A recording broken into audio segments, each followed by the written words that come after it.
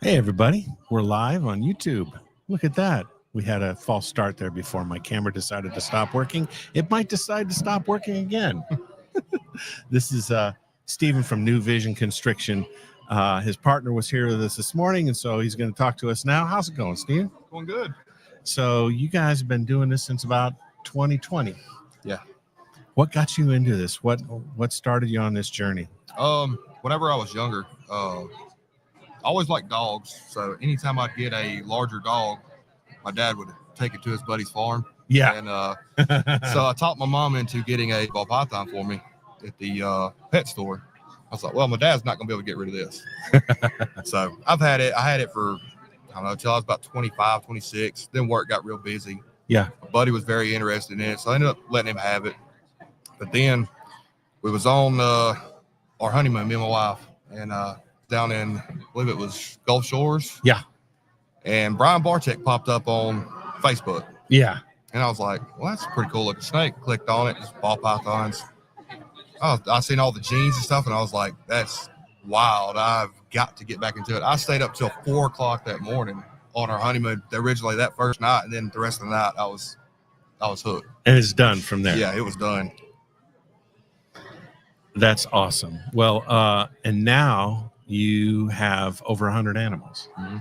Close to probably 120-ish. Amazing. So what are the projects you're most excited about?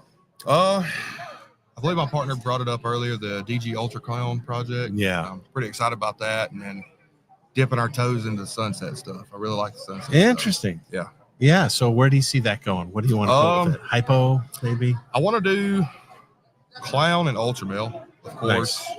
And I want to actually work the sunset into the DG Ultra Clown as well. Nice. I think that would be a really amazing snake. Fantastic. So that's sort of a high budget project. Yeah, it can be. What are your favorite recessives then? So you've got ultramel and clown, mm-hmm. and hypo. Mm-hmm. I like everything, but all of our recessives is clowns, pieds, ultramel, desert ghosts, and now getting into the sunset stuff. Sweet. Yeah. Sweet. How many clutches do you think you're going to have this year? This year I'm probably looking at maybe 10 to 15. Okay, cool. Got it. Yeah, first year we had 1 clutch, second year 3 clutches, and then last year was 7. So just slowly building our way up. Love it. Love it. What's up, Marcus and Tiffany from Damballa? Good to see you guys in the chat. Hey, Nikki, how are you? Thank you for being there. Look at you, fixed my Redline shipping. Redline is sponsoring this. Really appreciate them for sponsoring what they're doing. Redline is, as you guys all know, the most experienced shipper in the game, and and they do more for content creators than anyone else in the game. So they're directly responsible for getting you the content that you love about these animals. Nikki, I posted the other StreamYard link in a couple groups in WizTang and in Suspects and in AV Club. Would you mind please posting this StreamYard link in there so folks can jump in? I had a massive audio-visual fail, and the only way to fix it was to actually turn off all networking on my phone because the phone was competing with the camera trying to get on the webcam. So that was a pain in the butt. So I think we fixed it. We'll see if it works. Thank you, Nikki. Appreciate it. And now what I'm going to do here is while we're talking, I'm going to make a little post on the old Instagram and say that we're on. Where do you see the market going now in terms of projects? What do you think?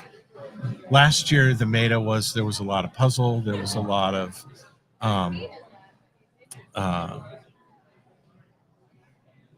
Wookiee really came into its own. What do you see moving forward? I'm still seeing a lot of puzzle stuff, but the sunset stuff, I've been seeing a lot of people starting to dabble into the sunset stuff. Yeah, me too. I'm on the Leviathan Patreon, Okay, and there's a lot of sunset lovers in that group. You know, I need to check them out. you need to. It's a great one. I met Courtney at the Southeast Reptile Expo. When was that? September? Yeah. Met her there and talked to them a little bit. I think that's when Steven was maybe going to Canada. Steven was traveling on the Red Line road trip. That's what it was. And Courtney was there with Kat and Ro from Ink Lady Morphs. Yeah, it's a great setup. Stranger coming on hot, yeah, for sure. Marcus and Tiffany. I don't have, because I turned off my networking on my phone, I can't post this. It's because I'm so smart, guys. That's why it is. What do you think of the show today? We've had a pretty decent turnout. Hadn't really sold a lot. It seemed more like maybe a gecko lizard type show. Yeah. I mean, we sold one, but we're 35 minutes away, so we've covered table calls, so I'm good with it. So yeah, I hear you. This is your second show too. Second show. So your goals are to learn how to talk to customers. Yep. And that's my thing. I've always been kind of a shy person. Not a very social individual. Right. And now here you are, Yeah. salesman. Yeah. Like my partner, he's more of a social person. My wife's a social person. I'm kind of a little bit reserved, I guess. Yeah. What are you learning so far? Sorry to be double-minded man here. There's a lot of different individuals that come through here that are interested in reptiles. Like you see everybody. Like I guess there's like a stigma of, reptile type people, that you think of when you think of somebody that likes reptiles. Yeah. I mean, I've seen tons of people that kind of blows my mind that would be into stuff like this. It's a real cross section. Mm-hmm. I mean, you do have a higher tattoo per capita. Granted. I have 0. I have 1. It's just a really large tattoo. but yeah, you find them from all walks of life. Mm-hmm. And the funnest to interact with are the kids, obviously. Yes. Because they're crazy. Now, but then you've always got that one kid. I haven't met him yet this time, but you always got that one kid that says, I've never held a snake before. And then they've been to every other place holding a snake. And they're just I'm just a widow guy. I'd like to hold some snakes now, sir. And they've been doing that all over. Yeah. But yeah, we're really enjoying. Oh, I guess we're going to do a drawing or something. We're enjoying this show. There's one in Bessemer that you went to before. Yeah. And around here, we really only have Repticon and Show Me for the shows. That's why going to a super regional like Atlanta has a good Repticon show. But going to Bob's show in Atlanta is really, really great because you really do get to see the best in the business. That was a really nice show. Probably one of the bigger shows I've ever been to. Go to Daytona. I've not been to Daytona yet. Oh, it's fantastic. Yeah. It's really great. The hangs are great. I am going to try to do this, but this might totally destroy our chat. What did you bring with you today that you're selling? We got some hides and clowns and banana combos. Don't really have any ultra anything for sale right now. Still working into that project. Most of that stuff's going to be holdback stuff anyway. So yeah. And in terms of your strategy, are you making show animals, or are your show animals all going to be the things that you? Originally, when I first got in, I got a lot of stuff that was more going to be like show type stuff. Yeah. Like your bananas and stuff like that. Yeah. But then I started kind of gearing towards, more holdback stuff, more long-term projects. Sweet. We're going to invite Josh Mantooth here. What's up, NBR? Hey, what's going on, Craig? How are you, sir? Good. We're I'm just not hearing anything out of my headphones. You're not? Mm-mm. So you can't hear Josh. Mm-mm. That is not a good sign. Uh-oh.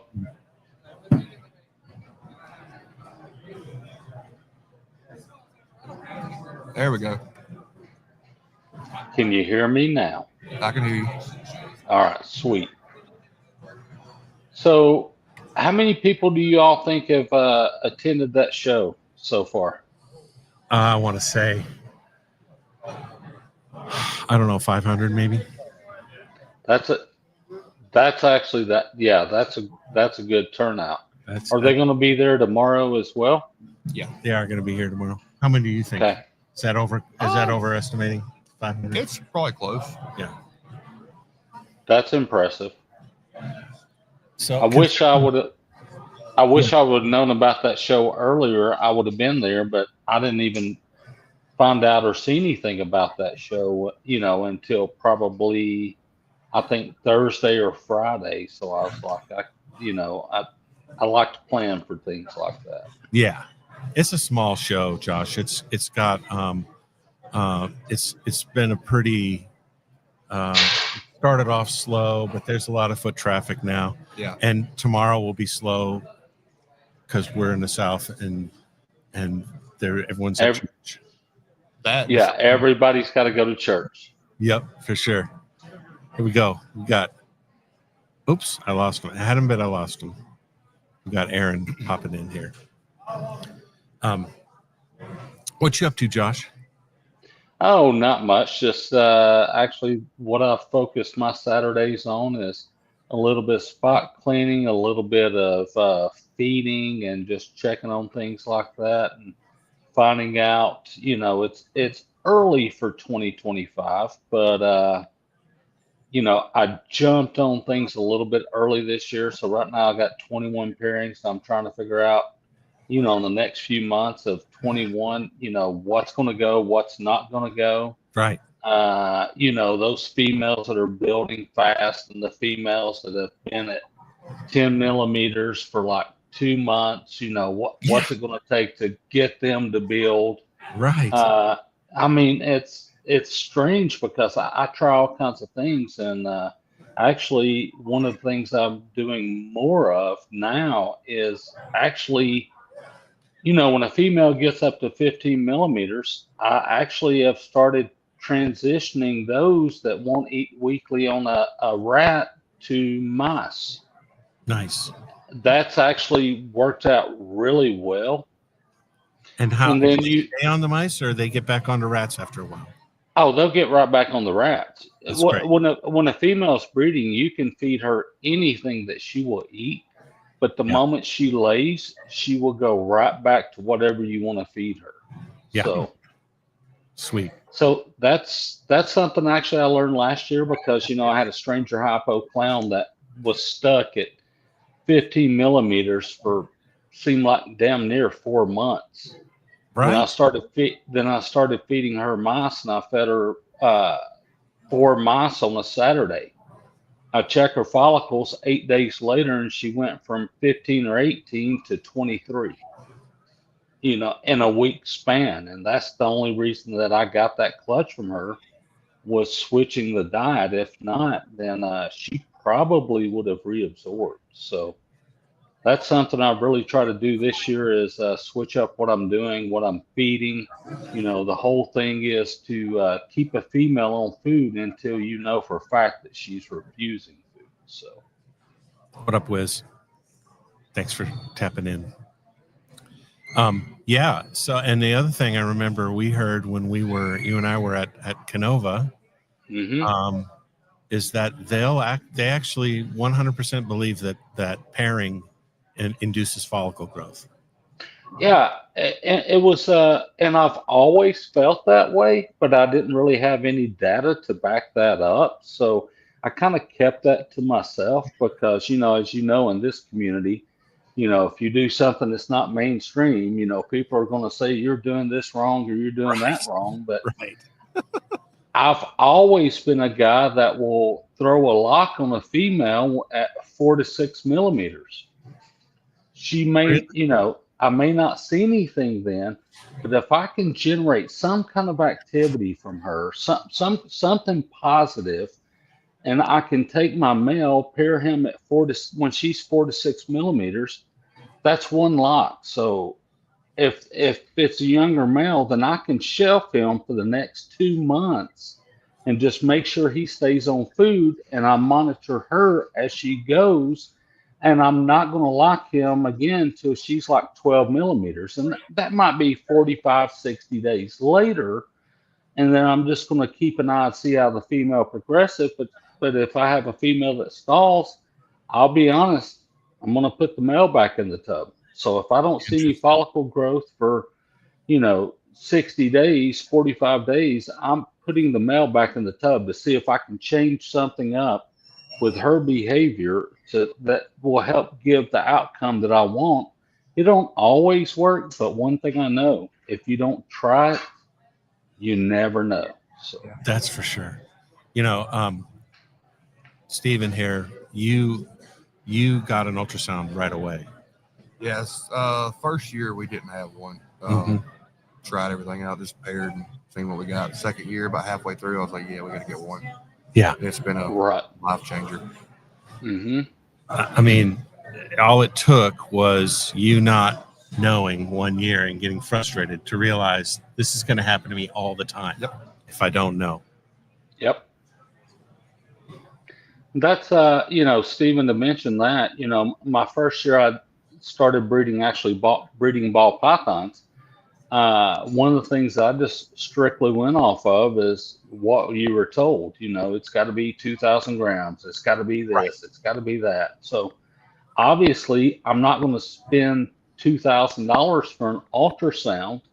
Right. And and the next thing I was very successful the first year, but I was only reading the females and their body language. Mm-hmm. Is this female eating? Is she pounding food out of nowhere?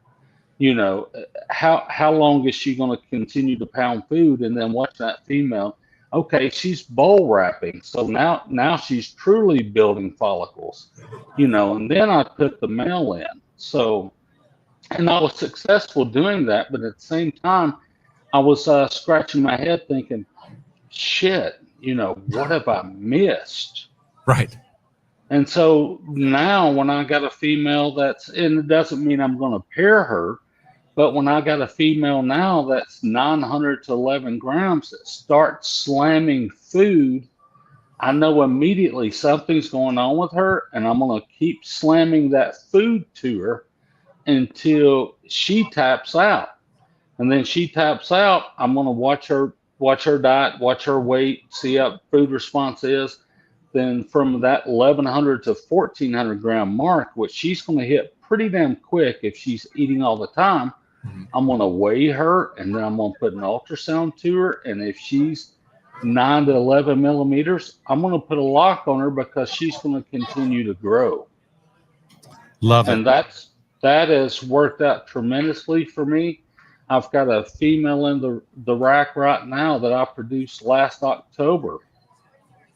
Well, she's 1,100 grams, and she's an Xanthic yellow belly het pied, and she's gorgeous, been slamming food.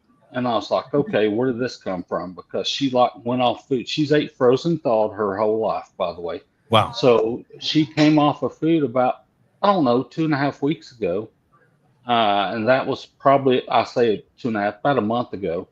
And then all of a sudden, out of blue, for the last 10 days, she's eating a rat every day, won't What? stop. Oh yeah, she's at the front of the tub every day. So a couple of days ago, I pulled her out and I thought, you know what, she's not big enough, but let me ultrasound her and see what's going on, because she's going to start packing on weight. And the follicles, there's a whole, you see that little finite little line that follicles, but they're tiny. They're like 2 to 3 millimeters. I said, okay, she's changing. So I'm going to continue to feed her and watch those follicles. And she hits that 1,400 gram mark. I've got a super unstreamed inchy yellow belly hurricane exanthic pod lined up Come on. for her. Come on with it. Let's go. Bring it.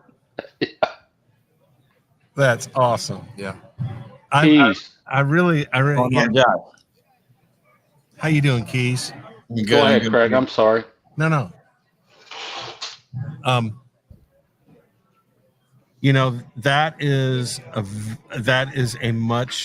really challenges me, Josh, because that is a very interactive daily watch over your animals to be able to do this, and that is a much that's a much higher level of interaction than I have with my animals. It's something I really focus on. At times, I feel like I'm extremely overbearing to the animals. At times because I'm constantly checking, doing this, and I can tell an animal's behavior that, all right, they've had enough of me. I'm going to back off and give this animal a break. I treat that animal like I do my wife. All right, she's had enough of me. I'm going to back off and give her a break. So.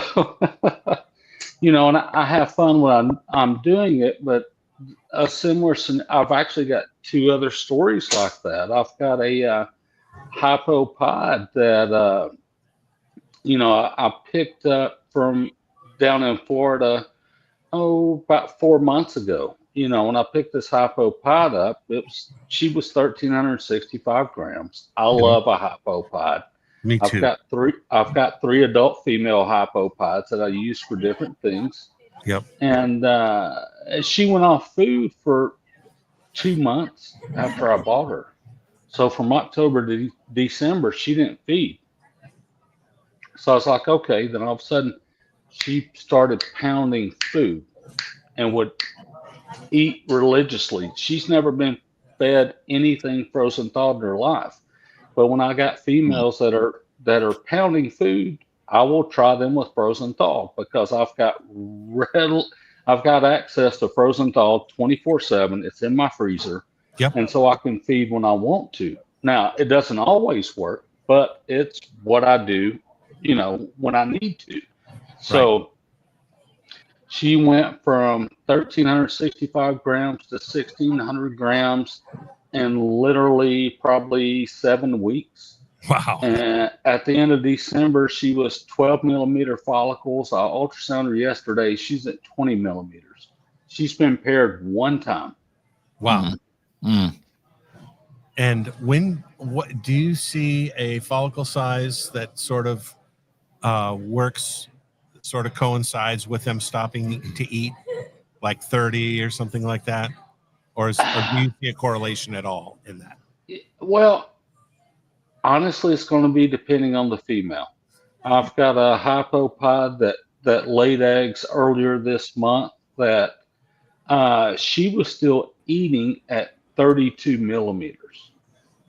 And wow. that blew my mind. Yo, what a DJ.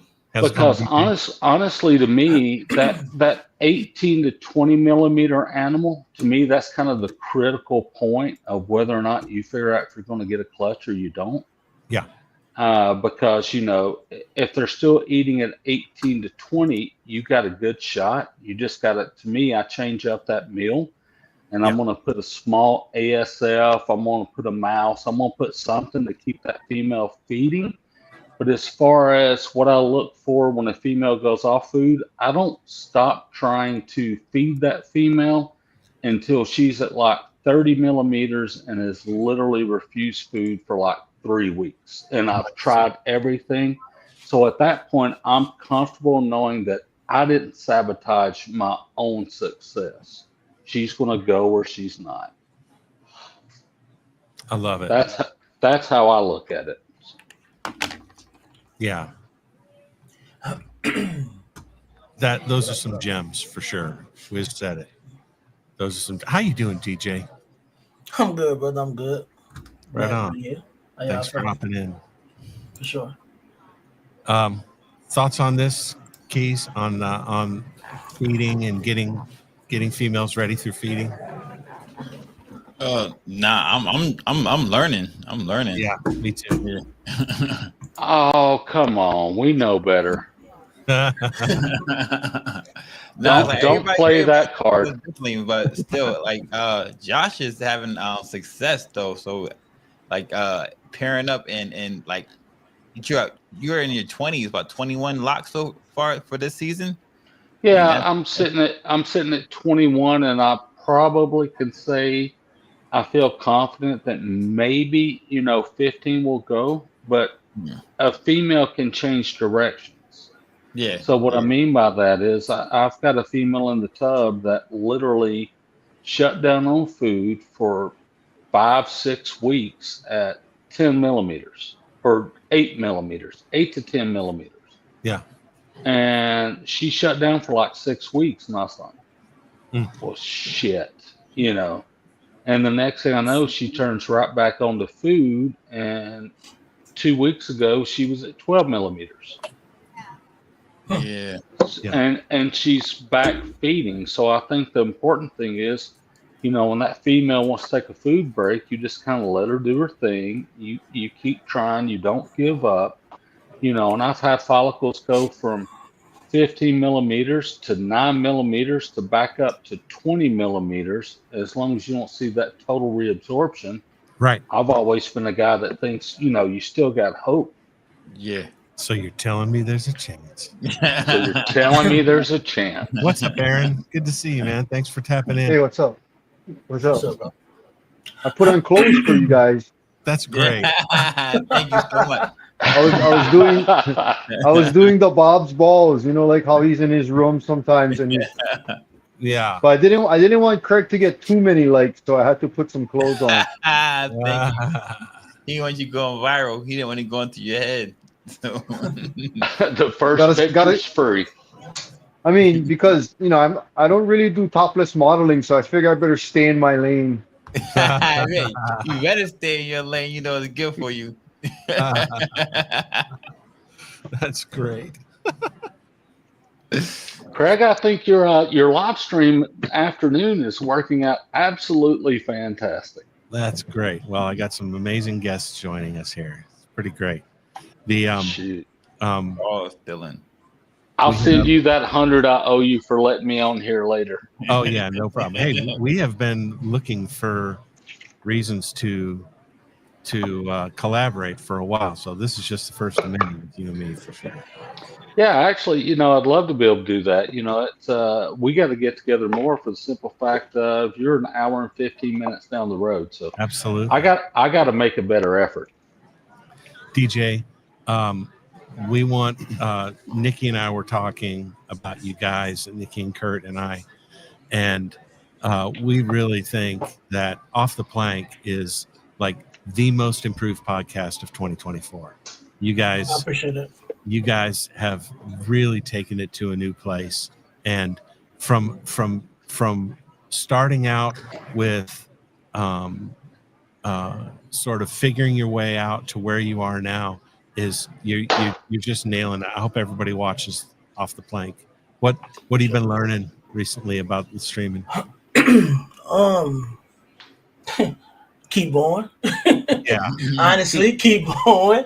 You really can't let. I guess more so like when one door closes, the other's open. Yeah. Like keep going. Like even like talking to Keith in the very beginning when I first started talking to Ken from the LMK and all that, they would always tell me just keep going. Yeah.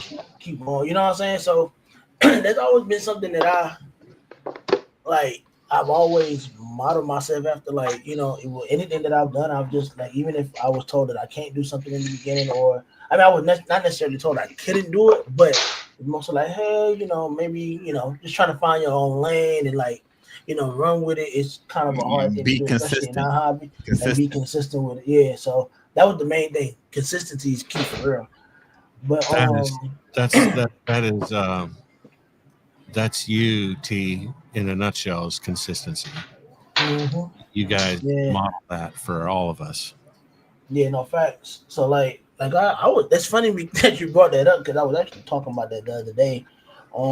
Just like, You know, like even having people like Keys, Wiz, because like when I first came in, I was watching like Ron White. It wasn't necessarily like podcast shows, Right. but they were more so like, you know, education and just different things to watch, content for the most Yeah. part, you know, and just like, you know, saying like, damn, I want to do stuff like that. So I really started off on the tip of vlogging.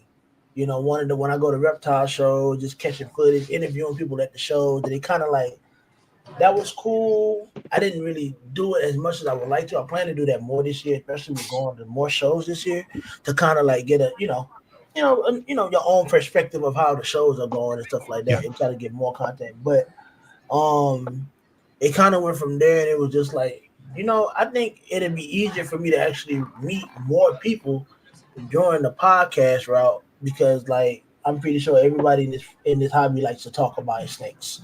You know, Yeah. we all have one common thing: is the reptiles or whatever, any reptile, to be honest. But it's just the reptiles in general. And it was more so because I was getting into ball pythons, and I also wanted to learn more, and I felt like I learned more from people, like even just having a simple conversation, just like what Josh was just explaining with the whole females. You know, even I came in at the end, I could kind of get a gist of what he was talking about. You know what I'm saying? It's always teachable moments, and it's always moments that you can compare what he's doing to what I'm doing. And I try to like tweak what I'm doing to kind of, you know, try to make it make sense. I can get the best out of it. So Yeah. I'm having ultimately, a it's teachable moment right now. My video is acting up. But you know, DJ, the number one thing, you know, I kind of take away from everything. No matter how people do things, I probably run ambience different than everybody in the room. I run different humidity. I know that for fact. I keep animals different. So something that may be working for me may not work for somebody else, because I do think animals are habit forming. But if you've got an animal with a bad habit, you just kind of change up what you're doing to see if you can develop that animal to a good habit. I think the number one thing that people fail at in this business is we want to be in control. We want that animal to do what we want it to do. At the end of the day, that animal is going to do what it wants to do. It does not matter. And at the same time, we have to learn to adapt to that animal, because it's never going to adapt to us. That's true. I definitely agree with that. I got a female behind me that's 1,865 grams. She will only eat a ESF. She'll be 5 years old this year. She's never given me a clutch. So she does what she wants to do. She went to 18 millimeters earlier or late last year, and went down to 8 millimeters out of the blue. She's going to do what she wants to do. I know when she finally give you that clutch, it's going to be like, wow, about time. Yeah. I'm telling you what, I need to name her DJ Request, because nobody tells her what to play. Nah, that's real. But I'll be right back. Ultimately, like I said, Greg, ultimately is the consistency. I've learned that in the whole game. You got to be consistent with it, man, for real. Yeah. Well, they're out in Birmingham, right? Doing this reptile show. Yeah, they're at Repticon in Birmingham right now. Okay. No, DJing to beat that female of all. When I first picked her up, she was 900 grams. She went off, and that was in 2022. She was 2 years old, 900 grams, and went off of food for 9 months after I bought her. Oh, damn. Would not. Yeah. So I shelled out $5,000, and I got a snake that went off food for 9 months. So got her on food, got her eating somewhat regularly, and it took up until this past year, you know, to be able to get her to breeding size, and then she breaks my heart again, reabsorbs. And, you know, there's other people that have recently this year that have produced a similar animal, and those people are saying that they've produced the first when they haven't, because she's a GCR/MJ Exanthic yellow belly pied het clown, and is a breeder female. All right. She was already there, and and basically you couldn't even do nothing yet. I feel it. She decides Yep. what she gonna do. She does what she wants to do. Right now, she won't eat ASF or anything, so she hasn't fed in 3 weeks. So Yeah, I was about it to say, is what it did is. you had tried pairing her in the beginning too, and she still didn't try to Oh, eat? I had 2 locks on her, and she was at 18 to Oh, 20 millimeters. Then when all of a she was sudden, there, out of the okay. blue, she just shut down on food for 3 months, and next thing I know, she rolls She was herself back to 8 millimeter follicles. She still has great. follicles now. Ball python snugster. Yeah, Make that's sure y'all crazy. tap in to In Your Circle today on Aristotle Python the Ratteries channel and see Marks and Tiffany business name is Damn Ball Exotics. Make sure y'all tap in and support the family. Yeah, for sure. Matsu, you 6:30, have a 6:30, question. 6:30. A question? Oh, I was wondering, hey Josh, have you ever noticed, like say you have a female like that reabsorbs, but say she doesn't really come Oh, off you food, so welcome, she's still Nikki. real. You guys can hear me? Yeah, We Yeah, can yeah. hear you. Oh yeah. So say she's still in really good condition, and she didn't get skinny or anything like that. Have you noticed that she can bounce back and build follicles real quick, or you feel like 100%. yeah, So I've got a female in the tub right now that completely reabsorbed in August. yeah, She's at 15 to 20 millimeters now. hmm She was completely reabsorbed in August. As a matter of fact, if you'll see, I'm old school on certain things. I've got index cards, on the front of the tub, sit in the sleeve. So I make my notes as I'm messing with the animals. So I wrote down completely reabsorbed in August because there was nothing there. Then all of a sudden in December or late November, she popped up with follicles again. So I'm like, okay, let's roll. So I've repeated the same pairing, and she's in shed now. So I'm looking forward to ultrasounding her when she comes out of shed. So hmm she was 12 millimeters a few weeks ago. So I'm hoping she's at that 15 to 20 mark. hmm And if so, she will go. So yeah, it's just, you just got to pay attention to it. The whole thing, how this whole conversation got started is we were talking about an ultrasound and do you see the benefits of it? Right. I do, because it allows me to manage my males. It allows me to manage the breeding of the females, and it makes sure you do not miss anything, Yeah. yeah, I agree. because you can't palpate a female that's 6 or 7 millimeters. I don't yeah. think. Certain people say they can do it, but I promise you this: I trust my piece of equipment over somebody palpating something. No That's doubt. real. That's Especially real. where I don't even, I know people can do it, but I don't even see how, when you're looking at the at you know 2 sets of oviducts, Right, how you upper and the lower. which Yeah, are being covered by ribs. yep, How do you even get in there to palpate? It's a right. mystery to me. Right. How? And I know people do it from the belly underneath, you know, and all that, but man, it's a mystery to me. I don't think I could palpate if they're 35 millimeters.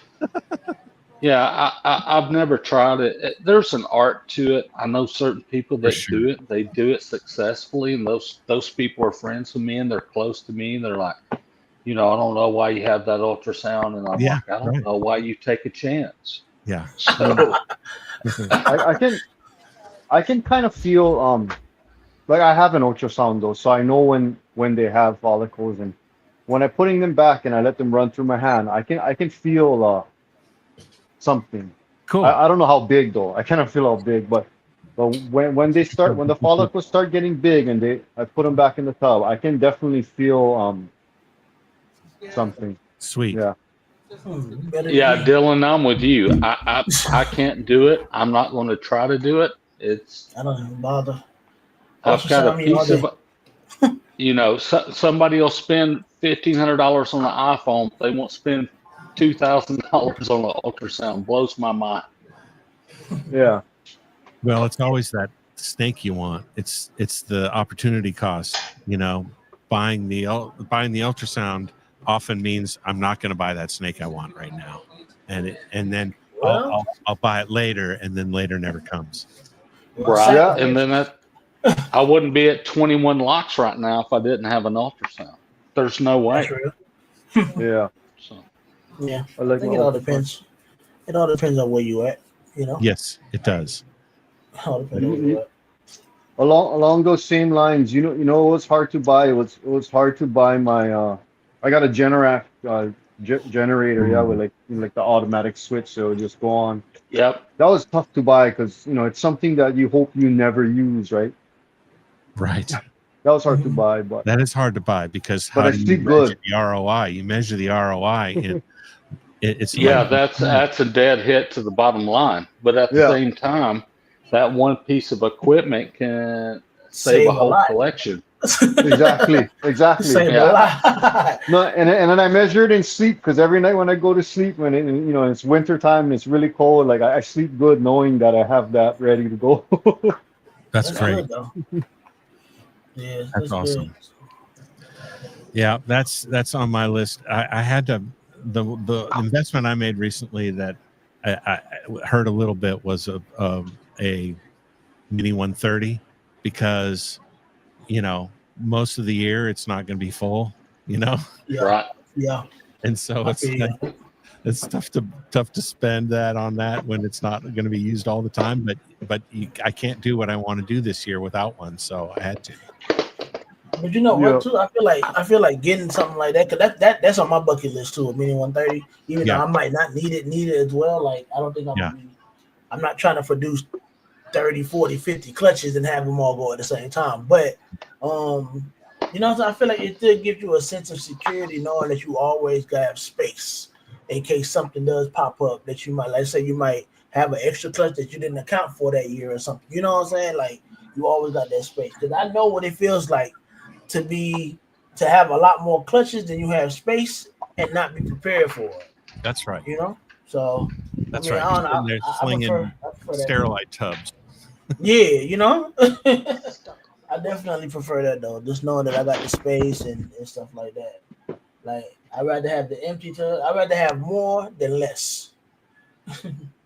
hmm You never know. Let me check with something. We just sold a snake, and I just want to make sure they have all the answers they need.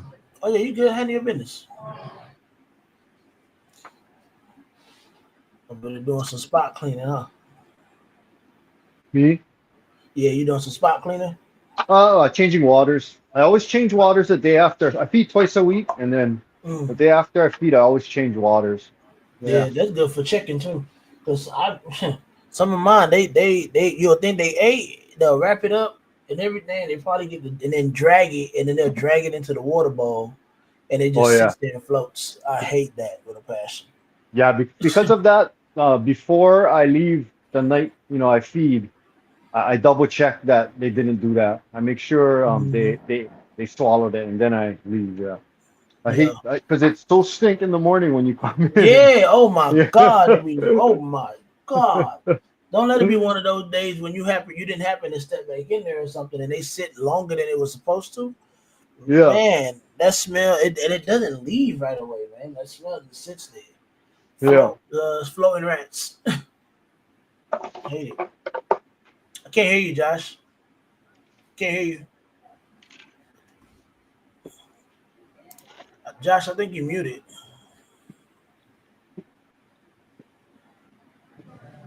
All right, say something now.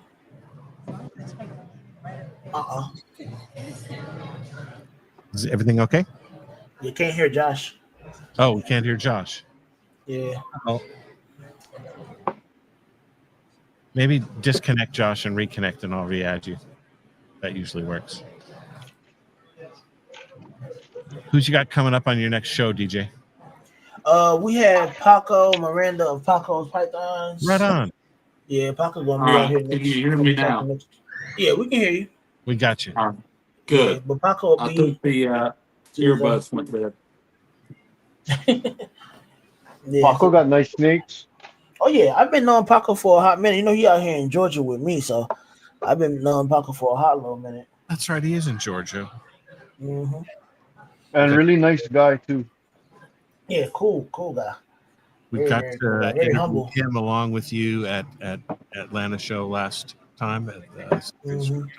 I think he'll be vending again this year too. I think he'll bet be he vending is. in turn. Sweet. Yeah, so it's gonna be cool. That's gonna be a fun little show. Looking forward to that. Trying to think of who else we got on in the future too. I think after that, I think for the month of January, we're gonna do the January open panel show. Nice. And then we got some more heavy hitters and stuff like that in February and March and all that stuff too.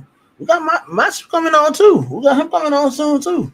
Yeah, I think Matthew's been on all the shows. when is it Yeah. in? I haven't I been on one of the shows. I thought you've just been on shows recently. Yeah, I have, but never mind. That was an inside joke. Oh, okay. Oh, one of the jokes he hasn't been. One of the shows he hasn't been on, meaning off the planet. Yeah, he hasn't been on our show yet, but he's gonna be on there in March. And then we got him for a March slot. But it's gonna be fun though, man. I'm looking forward to it. Did you see this question in the chat for you, Aaron? What is the question? Dylan says, "What projects are you most interested in?"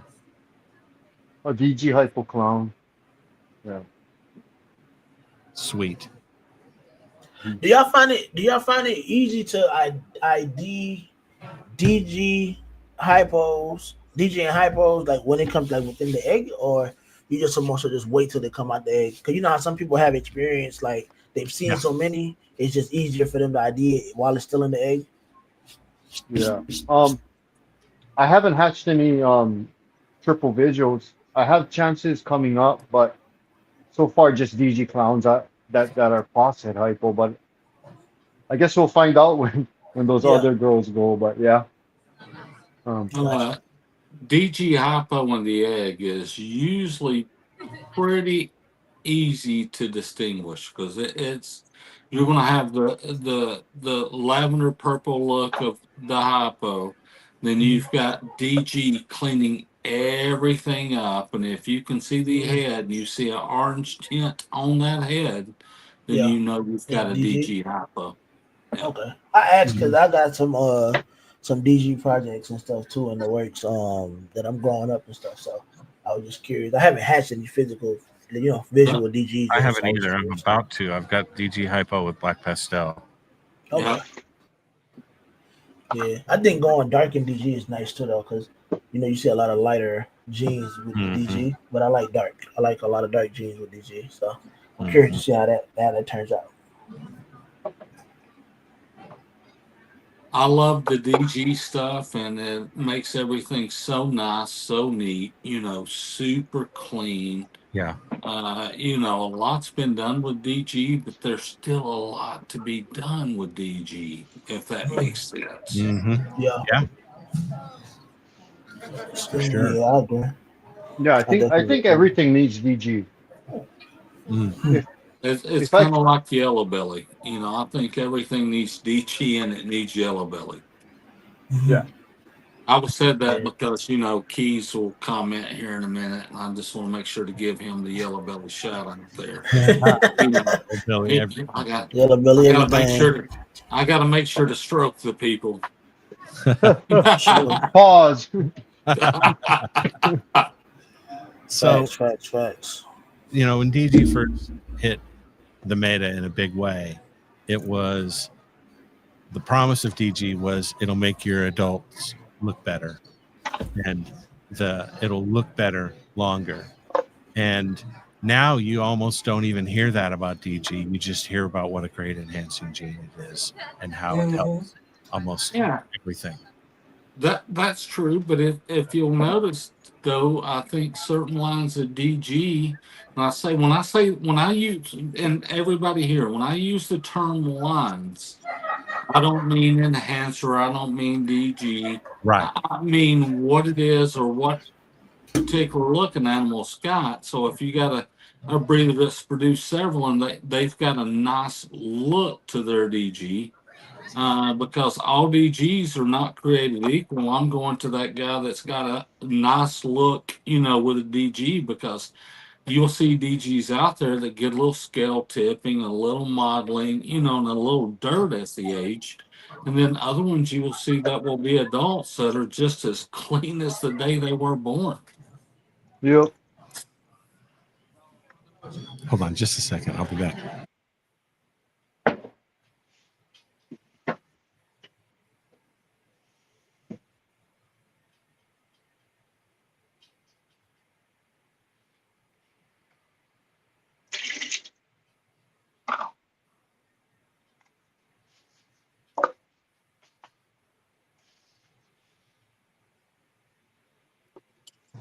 Hey guys, we have Elise and Tucker here, and they just purchased a beautiful adult leopard ball python, and here's your chance to give them some advice for their brand new snake. Ooh. We got a lot of experienced breeders on right now. Awesome. Hi guys. Hello. Great into here. Oh, sorry. That's all I've right. never done this before. Yeah. It's nice to meet you. I'm Elise. This is my first snake, and this is Tucker's second. We're just really excited. We browsed around, and then we just saw Morpheus and just instantly fell in love. We circled back around, and we saw a couple handling him, and we were like, we gotta have him. We just fell in love. So what questions do you have on the care? What are you most concerned about with ball python? I would say how Size long. of the feeders. Feeding them the right size animal. Yeah. That's a great question. Yeah. That's actually a really good question. Josh, what do you think? What's a good guide? I think actually, I don't know how big the animal is, but first off, I want to say this: you purchased a leopard ball python, so I absolutely love leopard. So congratulations, there. It's a gorgeous animal. Thank you. So the next thing I would say when it comes to feeding a ball python and appropriate size meals, so how big is the midsection of the animal? Why don't you bring it over here so they can see? I would say about 3 inches, if I had to guess. Yep. So he's an adult. He's about 5-6 years old. Maybe. Oh, So wow. honestly, if it's a 5 to 6 year old adult, I know this is going to sound crazy, but my feeding methods is a little different than anybody else's. I probably would go from anywhere from wingling rats to small rats. I would not feed anything bigger than the small. Perfect. He's saying nothing bigger than a small. I would literally start the animal on some wingling rats to get a good feeding response till the animal Settled. get settled with you, resettled, and then maybe go to a small rat. But I wouldn't. Wingling to small to me is the way to go.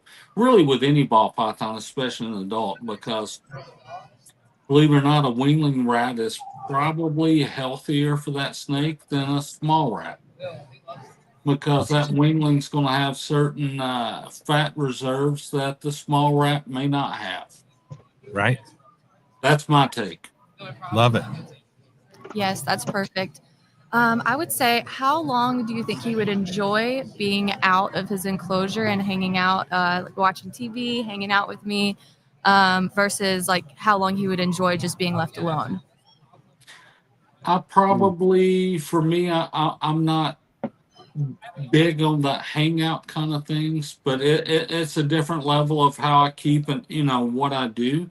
But the first thing I want to ask, Oh, okay. yeah, the first thing I want to ask is, what do you keep the thermostat at in the house? So usually our thermostat is about 65 to 70 degrees. Okay.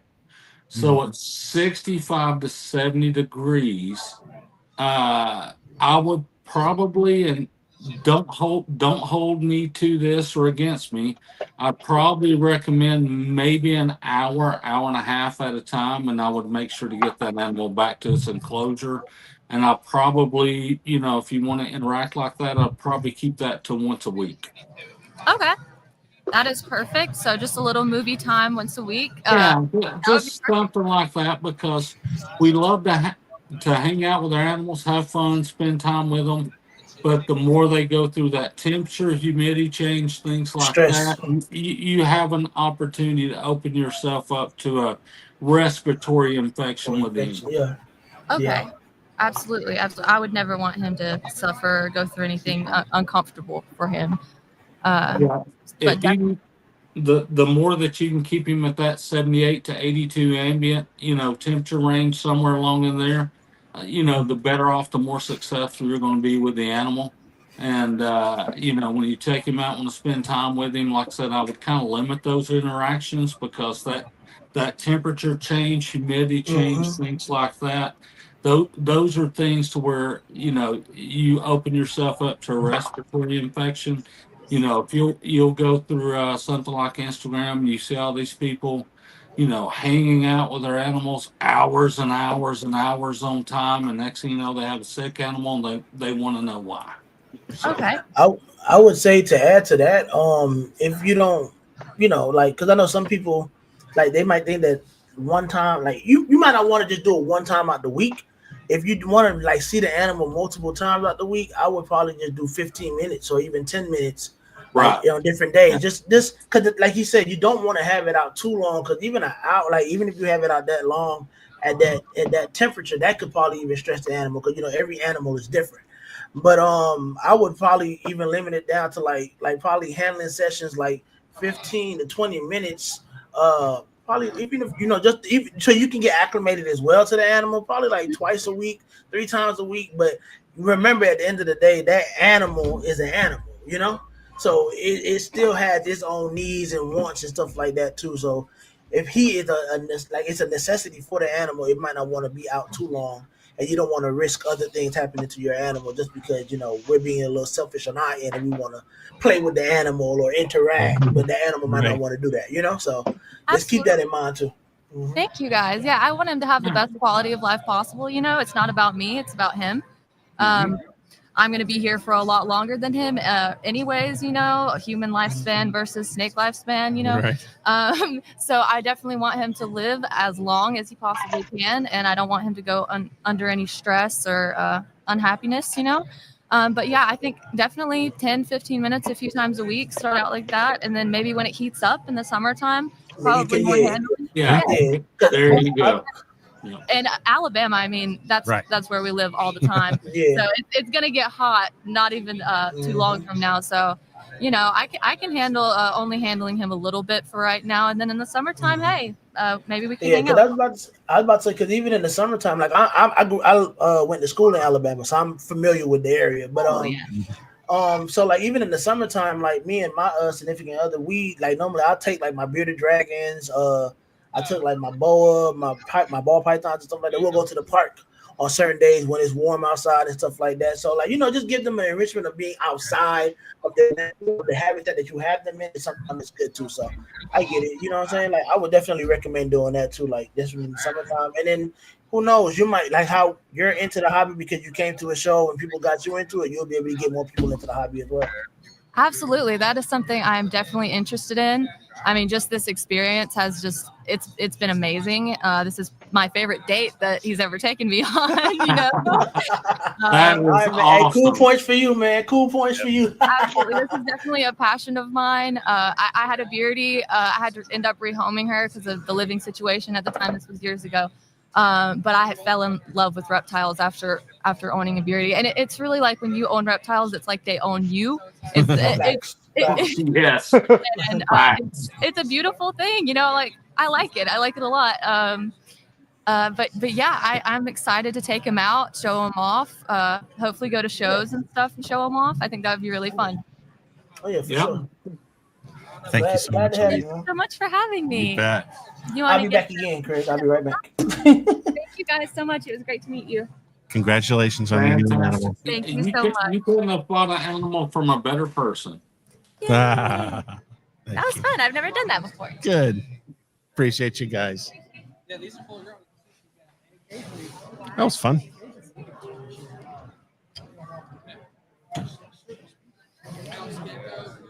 So who we got in the chat? Jim had some good handle only if he's feeding well. Balls are notorious for going on food strikes, so don't let that freak you out. But there's also a time to not handle them. That's true. Python Prince says, read its body language, listen to breathing. Oh, I can do this, can't I? See, Billy always does this stuff. I don't have to do this stuff. Read his body language and listen to breathing. I'm very big on handling. It can go up to 2 hours. Humidity is big to think about, having an open heating cool area. Very good. Very good. Keep a hydrometer close. Very good. Dylan says, I like to keep handling sessions around 10 to 45 minutes, depending on the animal. It's good. Yeah. Love it. So it's good. We need to hear from the newbies. They've got all the important questions. Okay. I think the good thing was, the lady asked those questions, they Right. asked those things. So to me, in that whole interaction, it was important that you had a buyer that wanted to ask questions and didn't act like they knew it all. Isn't that right? They left, and next thing you know, they got Snake out for 2 hours in the kitchen while she's cooking, or something like that, and back and forth and all these things and parading it around, and next thing you know, they got a sick snake, and it's the breeder's fault. Yep, no doubt. Marcus and Tiffany, be receptive to the knowledge is the most important part. Yes, sir. Yeah. How's it going, Charlie? Good to see you. Charlie, what up? We're just See you hanging next out month. here at the Birmingham Repticon. Yeah, we're going to see him next month in Atlanta. Yep. So it's good. My wife, man, she's just been killing it. She's not the ball python partner in this family. She's just out there moving them. Oh, that's nice. That's what's up. Yeah, Jim. She was asking so many questions. I thought, wow, why not just put her on with a bunch of experts? Yeah, it's great. All right, so you got 4 experts and me. So let's go ahead and get that out of the way. I'm not gonna lie though, Craig. I think that interaction, she's gonna remember that interaction for a long time. Yeah, because I feel like when you think about it, bro, like I know how like a lot of people, like when I get stories and stuff like that, how some people came in and stuff like that. Like a lot of people are not as forthcoming or giving when it comes to information and just care and stuff like that. Like especially like. It seems like it's a money grab for a lot of people. But in that situation, I feel like she's going to have so much respect for breeders because you took the time out and just introducing her to other people that breed. You know what I'm saying? That's going to stick with her, bro. I think that was pretty dope. I commend you for doing that, for real. Yeah, absolutely. Yeah, I definitely commend you for that. That was pretty dope. Thanks, man. Appreciate it. So it's like you hear a lot of pretty common stories here. And one of the common stories is people have 5 or 6 snakes, and they're ready to move forward to their next step, and that's something I really want to focus on. My video. Speaking of focus on, my video keeps freezing, so I'm just going to be here as a frozen man here. I think that's a great portrait of you that will probably go up. In the Hall of Fame of reptile podcasting. Yeah. Because, I mean, you're on point in this frozen picture, so. Oh, yeah, that's a good pick. We'll fix it. This is Terrence, this is why we're doing this whole thing. Because gotta get the bugs out. Got to get the bugs out. That's freaking me out now because the camera keeps. I'm about to say, hey, Keith, did we ever figure out what we doing that weekend? I know it's your birthday weekend and such, so. Nah, man. I was trying to depends on I wanted to see if people get together to get a spot together. Like I already got me a room. I got until the 13th to cancel. Okay. So let me ask you this: was you trying to do a room out closer to the venue, As close as possible.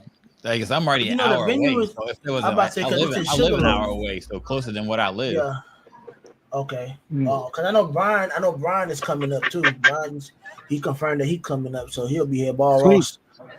This is going to be like a second Daytona, isn't it? Oh yeah. Facts. Hold on. Time out. Aaron's coming too. Balls of Paradise. He's coming. Justin's trying to make it up there. What you gonna say, Josh? Time out. Craig went back live. He was in the same position. The only thing moving was his mouth. And that's the only way that I knew. Craig was just literally a real life human jib jab just now. That's exactly what happened. Oh man. I Yeah, don't I'm even know where a Airbnb is at. They don't even tell me where it's at until like the day before. like where the day before. Yeah. Okay. I'll figure out something today. I'll try to figure out something. Yeah, we know. When is everyone coming to Texas? That's another. I'm not gonna lie to you. I wouldn't mind. I have family in Texas, so I was trying to make that a show where I actually go see my aunt and they come to the show, and because she's a dog person, so the whole reptile thing will be new to her. And this is like my youngest aunt, so she's really like open to different things compared to your older, aunts and stuff like that. When they say no, it's a no. But for the most part, she's open to that. So I'm gonna have to see when the shows end up lining up and stuff like that, and try to make a trip to come out there. I do want to go to Texas because I've never really been to enjoy it. You know what I'm saying? So I want to try to see how that is. Let me know when the shows are, man. Your aunt's a dog person? Yeah, she has a dog. I'll say that more per se. I'm not sure if she's heavily into dogs like that, but she has her own dog. Yeah, she's more tied with dogs than her reptile. Yeah, you know what I'm saying? Like she's never really been to a reptile show, period, in her life. So I had mentioned it to her, and she was like, "Damn, that'd be cool. I would and I can make it a trip." So she was like, I think she's out in Dallas or something like that. So she was like, if you want to come out here and make it a trip, and we'll do that as a thing, so that way we have something to do and look forward to. So yeah, I'm gonna definitely try to set that up because I haven't seen her in a long time. For sure.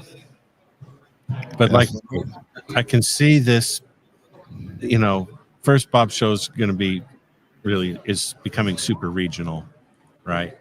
And in the similar way that Daytona is.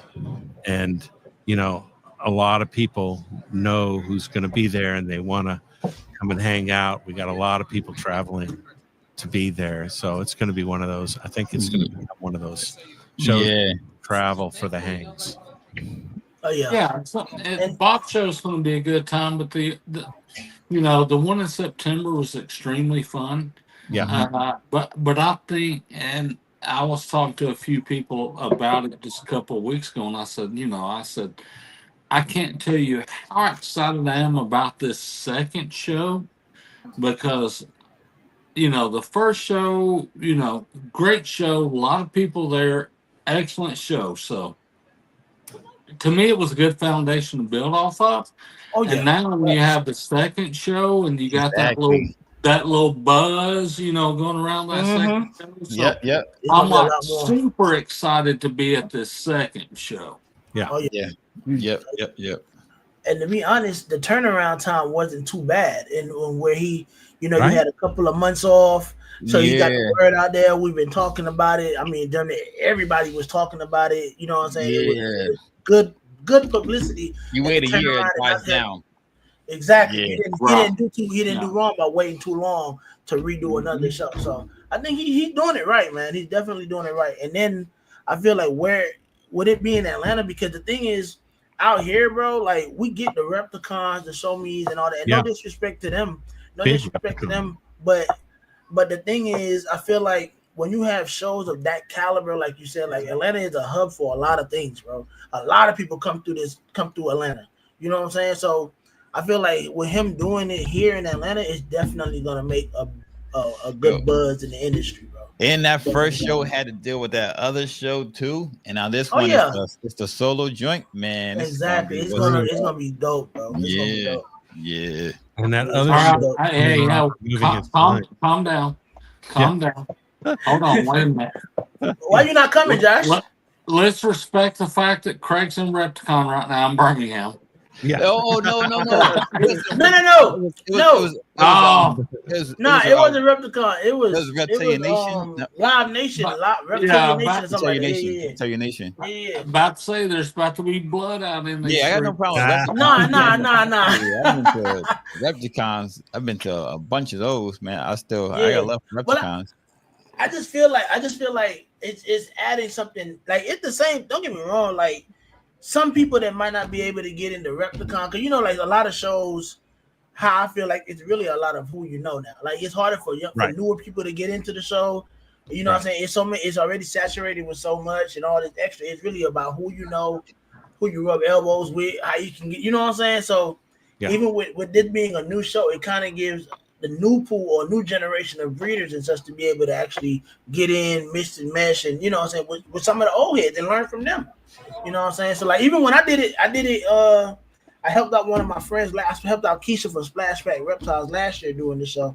It was an awesome experience to even be mixed in with the Kabelkas and the Kiddingers and you know what I'm saying? Hell, Juan from Windy City, you know what I'm saying, and all that. Yeah. Like, it was just dope. It was a dope experience for me. You know what I'm saying? Just being in the same room with those folks and being behind the table doing the same thing, you know? Yep, for sure. So I enjoyed it. Yeah, and afterwards we watched the fight, chilling, hanging out, just sophisticated ignorance. The after party was lit. After party was definitely lit. Oh man, I'm really looking forward to the second one though, because the second one is gonna be closer to my birthday again this year. Nice. So, have to show y'all how we party in Atlanta. Josh, I'm gonna need you to come down since you making bets to get tattoos and all that stuff. Josh is coming. Josh is in the building already. So I'll be in Atlanta. Okay.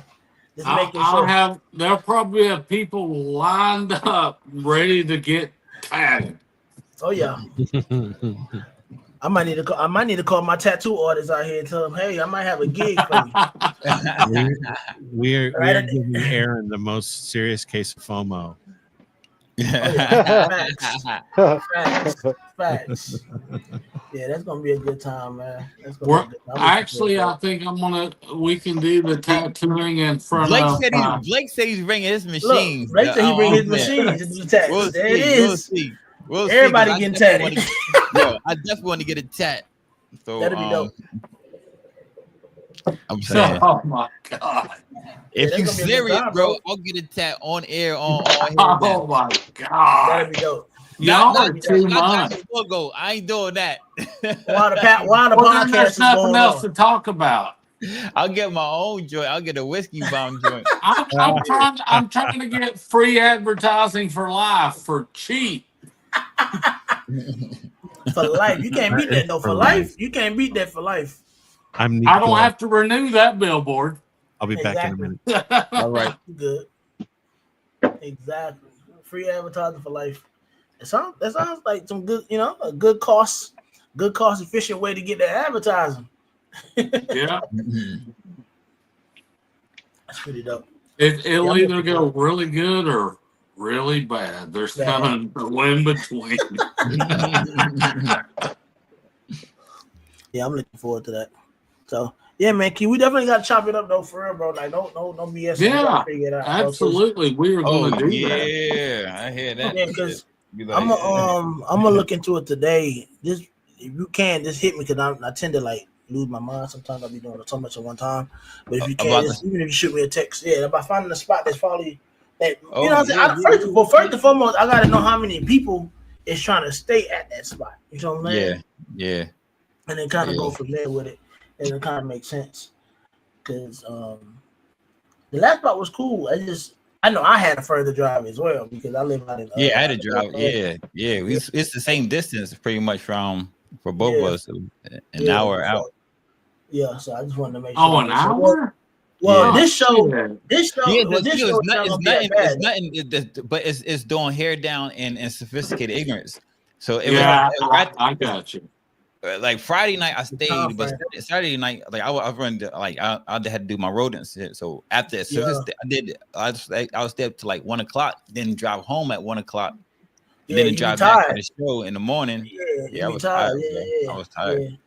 So it's better to even just have a spot where you can just go, chill out, do your shows, Yeah. relax, and you know. Couldn't I get feel it. too messed up either. Well, no, well, Yeah. I think Keisha drove. No, I think I ended up driving home. So yeah, so I Mm. couldn't. No, I'm already hit, bro. I'm already knowing. So we're gonna figure it out. I'm gonna look into it. I'm gonna hit Aaron too. Yeah, Because I know you hitting know. him up. Yeah. We had talked about it too, so I'm gonna hit him and see what's up. You gotta Yeah, see if look into Justin should be Yeah, I'm coming. trying to get Pressure P to come up too. He should be coming. I know Patrick is, but he's gonna want to stay away just so it's temptation, you know. Nah, I feel it. Matsu, get on a plane and fly your ass out to Atlanta. Man, he can do that. Yeah. Man, you better get you a Frontier ticket for about under $70, fly out for the weekend, and then fly back one way. Yeah. You got somewhere you can crash. All you need is a t-shirt and some undergarments, and you good, bro. I got the T-shirt. There it is. I would, yeah. I don't know, like where you find it on ticket $70 at, man. Yeah, let me know. Frontier. For real, I for mean, real. I didn't say it. Yeah, I mean, depends. You know, you can find stuff for cheap like that for real. It depends on the day you're looking too. Oh yeah. Yeah, you gotta look on certain days. Certain days when you look for plane tickets, it's a lot cheaper than other days. Man, look, as much as my dad be traveling back and forth, he's not coming from the States, he's coming from the islands. Oh I know yeah. if he can do it, I know y'all can do it. Mhm. Possibly back and forth. So what's y'all most anticipated one of your most anticipated clutches that y'all pairings that y'all are doing this season? Ooh, that's a good question. Like one you really, really, really want to go. If it doesn't go, you're gonna be crushed. Oh man, if it doesn't go, it's gonna be crushed. Mm-hmm. My blade elevator clown double head pied lav to fire hurricane head clown. Okay, that sounds like that's gonna be crazy. I seen that elevator G2 on the show. I seen that. That's gonna be different. Especially with that hurricane mix in.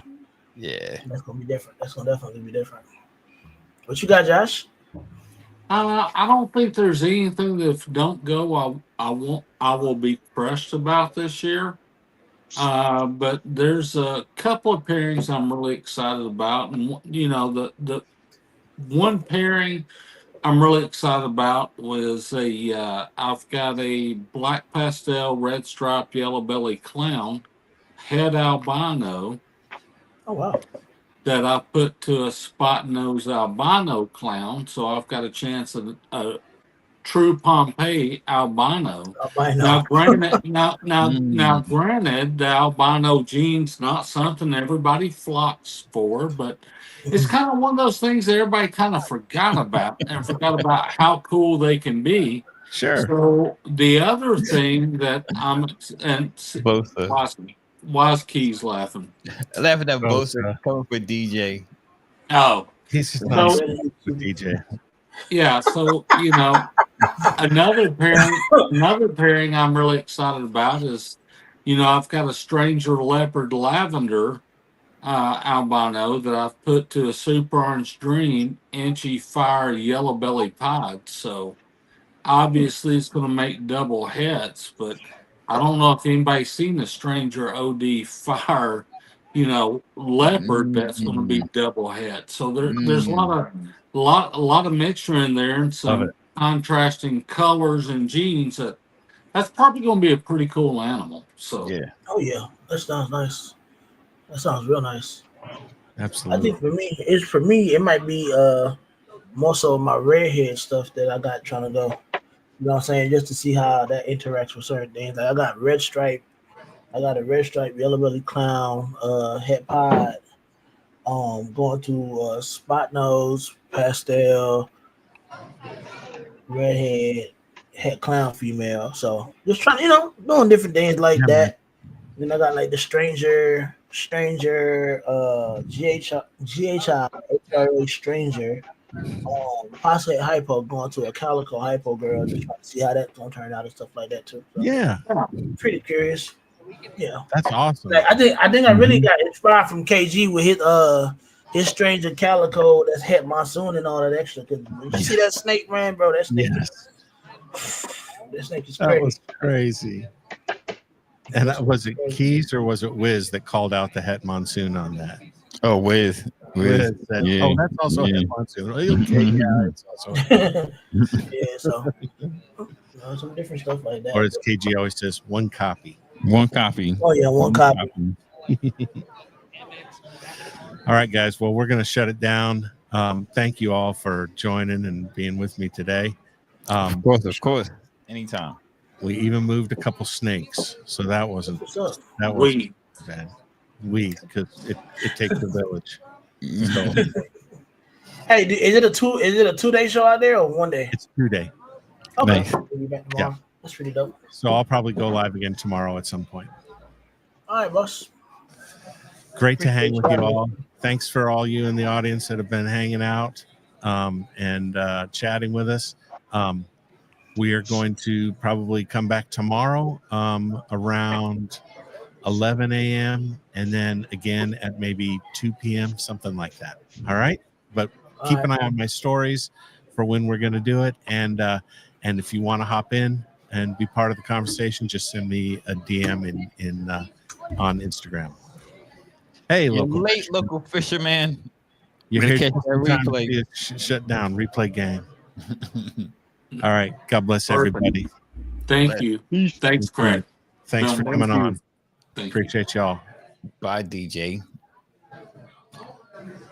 Bye, Josh. Bye, Aaron.